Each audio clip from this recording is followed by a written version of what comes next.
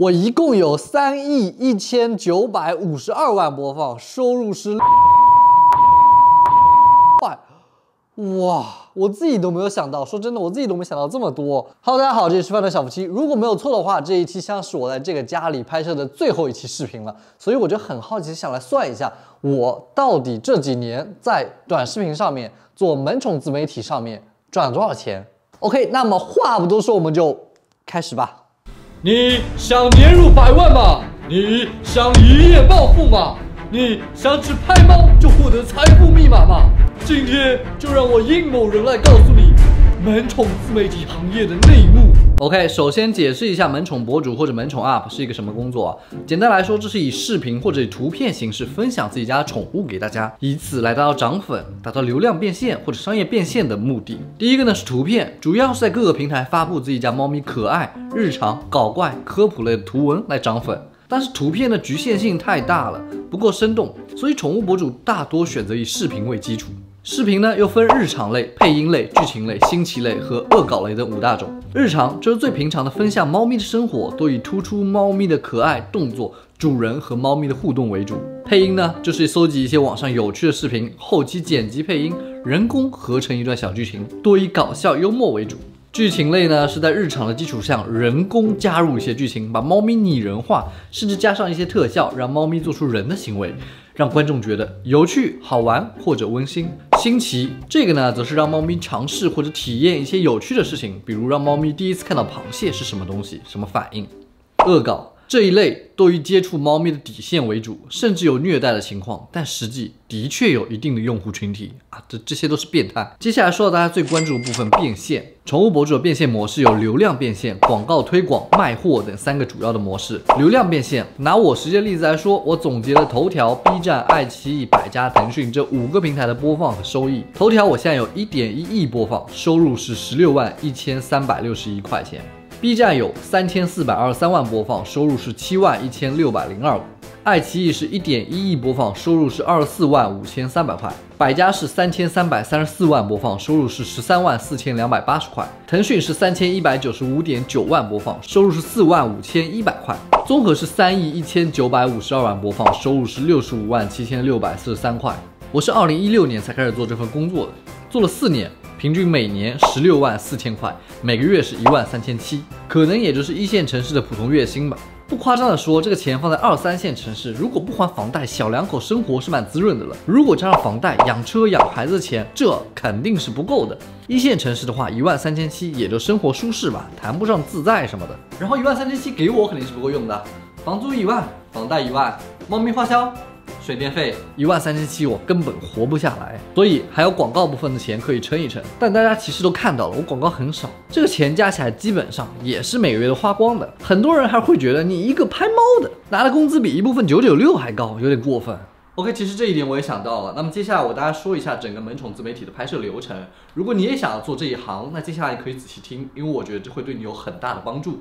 首先，视频决定类型，你要拍日常、剧情、新奇或者其他类目。首先，你得找到自己的定位。我的话就是分享自己家猫咪啊，但是光天天分享肯定是无聊的。猫一天睡20个小时，起床就是吃喝拉撒，而且天天都在家里，不像狗狗可以出门，所以基本的日常啊是很无聊的。我就得在日常的基础上尝试一下其他的类目。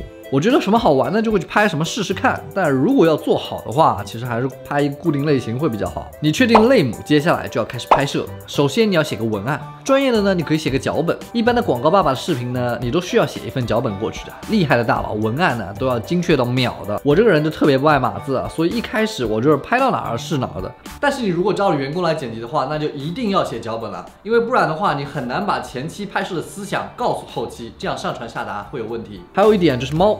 这个东西不会听的话，它不存在，它配合你这个东西啊，所以前期文案有的时候我会把猫会产生、会发生、可能出现的情况全部都列出来，一一写上。一份好的文案其实蛮难的啊，对我来说很难啊。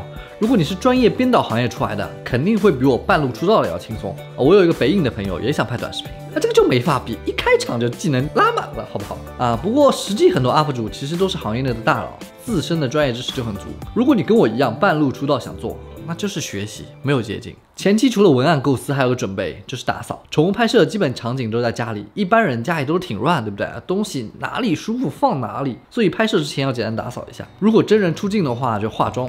我是男孩子还好，我洗个头就行了。还有，如果你拍摄需要物料是要提前采购的，比如说我们有一期镜子迷宫，从量尺寸到定制镜子到拍摄就用了半个月的时间准备 OK 就可以进入下一阶段拍摄了。拍摄当然有器材更好，但是有器材拍摄其实难度更大。手机画质虽然不行，但是方便啊，拿起来就拍。相机不行，调参数换镜头，猫咪动作很快，手持肯定会很抖，加稳定器呢又跟不上猫。那就只能练麒麟臂了，对不对？没办法，这个真没办法。像我为了方便就买了4台相机，全画幅标准焦距，残幅广角，1英寸便携，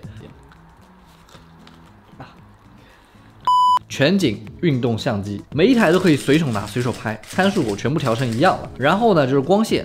猫咪光线不能太强，瞳孔就缩小了，就不可爱了。但是光线弱呢，相机噪点就多了，画质就不行了。所以我想说，现在手机是真的牛逼啊！一台手机全焦段覆盖，还有夜景模式、防抖这个不是手机广告啊，现在大部分手机都能办到这种东西。最后呢是收声，一般2000多块钱的麦呢就已经很好了。有声音是不是好多了？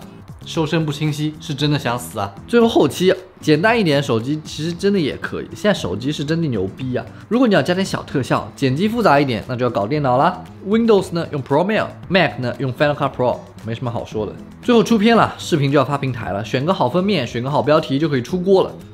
那到这一步，大家是不是觉得到位了，可以赚钱了？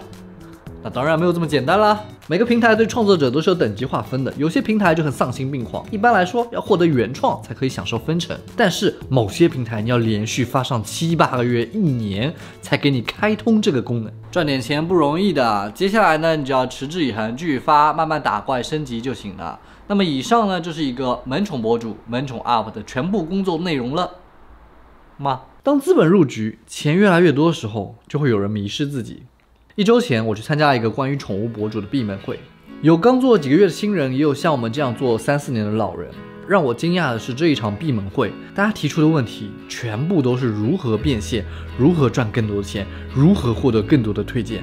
没有一个人问如何把视频拍好，如何把宠物更好的呈现在大家面前。这个我非常的惊讶。这个行业不应该是这样的。我们是宠物博主，我们把可爱的猫猫狗狗分享给大家，让大家获得幸福感、治愈感、开心的感觉。是，我们也赚钱，我们也要恰饭。但是问问观众，你们真的讨厌我们恰饭吗？你们的讨厌是讨厌的恰饭恰的没有底线，降低了视频质量，以及恰饭的频率太高。大家都明白恰饭不是什么坏事，这证明了这个博主的猫猫受到了大多数人的关注。但观众是不清楚的，他们就看个乐。我今天不说拍摄过程复杂，没有多少人会觉得我们这个工作麻烦，但中间其实还有很多不为人知的禁忌啊。我举个例子，猫跟狗因为肾脏特别容易坏，不能吃任何人类的食物，加盐加糖的都不行。流浪在外的咱们不提啊，有的吃就不错了。但是在家里养的，视频里拍出来的，干嘛还要喂啊？大胃王吃播被禁了，就让狗上，那这是人吗？另外一个，笑容是人类和猩猩这种灵长类动物才有的技能啊，狗和猫根本不会笑啊，它们会有那个动作，但那不是笑。短视频为了让动物拟人化，让猫狗故意呈现那种笑容，尤其是猫，如果猫露出了像狗一样的喘气行为，那它要么就是气温过高要中暑了，要么就是极度紧张处在应激状态，两种都不是什么好事。非但不禁止，还要故意去拍这种效果的人，那也是真的狗。除了我上面说的2例啊，还有很多类似的情况。利用人的恶趣味和无知增长的播放是最无耻可耻的行为。但是在这个笑贫不笑娼的时代，仿佛流量才是王道。我记得同样的情况，去年7月份的时候，我发过一次视频，被骂得体无完肤。这个视频我估计也会是这个情况，肯定会有人说，你这不是踩一捧一吗？赚了钱还想立牌坊，就你完美，就你拍得好，人家都不行。其实在拍摄过程中，或多或少我都会遇到这些情况，但一个好的萌宠博主是能掌握一个度的。比如半年前有一类高度挑战，让猫咪或者狗狗去尝试跳过用保鲜膜做的透明障碍，很多小朋友都会直接撞上去啊，引得观众发笑，这很正常，这没有问题啊，也不会受伤。但是会有这样一些人，他会把保鲜膜换成透明塑胶袋，一旦猫咪撞上去，挣脱开来就会扯下一片毛，这就是明显的过度了。今天说这么多也不是为别的，就是想把我自己心里话说出来。我们回到主题，拍猫拍狗确实可以赚钱，但绝对不是什么大钱，相对于美妆游戏那差得远了。如果你想入行拍宠物视频，我们真的欢迎，但也请学习一点基本知识再来。这里没有一夜暴富，这里只是一群喜欢猫猫狗狗的普通人。这里是饭团小夫妻，如果你喜欢这期视频，记得点赞、收藏、投币。那我们下期见。